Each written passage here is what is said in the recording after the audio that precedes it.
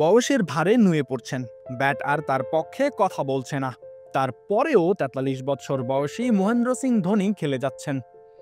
চলতি আইপিএল তো বটেই, খেলতে পারেন আগামী আসরেও। এমন গুঞ্জনের মাঝে ধোনিকে নিয়ে আলোচনার চেয়ে সমালোচনাই বেশি। সমালোচনাকারীদের তালিকায় এবার যোগ হলো নতুন করে অ্যাডাম গিলক্রিস্টের নাম। সাবেক এই অজি তারকা মনে করেন এত সমালোচনার চেয়ে বিদায় বলাই শ্রেয় ধোনির জন্য।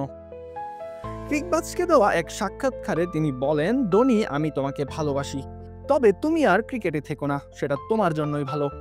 ক্রিকেট তোমাকে অনেক কিছু দিয়েছে, তুমি একজন চ্যাম্পিয়ন, এবার হয়তো বিদায় বলার সময় এসেছে।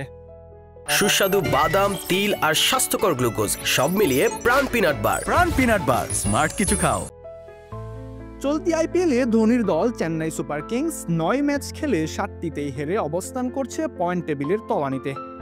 এর চেয়েও বেশি সমালোচনা হচ্ছে ধোনির ব্যাটিং নিয়ে। দলের নিয়মিত অধিনায়ক ঋতুরাজ গাইকোয়াড়ের অনুপস্থিতিতে অধিনায়কত্বের দায়িত্ব পালন করা ধোনি ৮ ম্যাচে ব্যাট করে ২৮ গড়ে রান করেছেন মোটে ১৪০।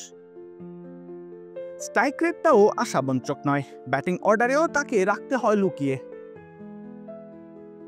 এভাবে চলতে থাকলে দলের জন্য পরিকল্পনা সাজানোটাই কঠিন। পারফর্মিং আর্টও সে কথাই বলে, সময়ের দোলাচলে একদিন সব নক্ষত্রকেই জ্বলে জ্বলে নিভে যেতে হয়।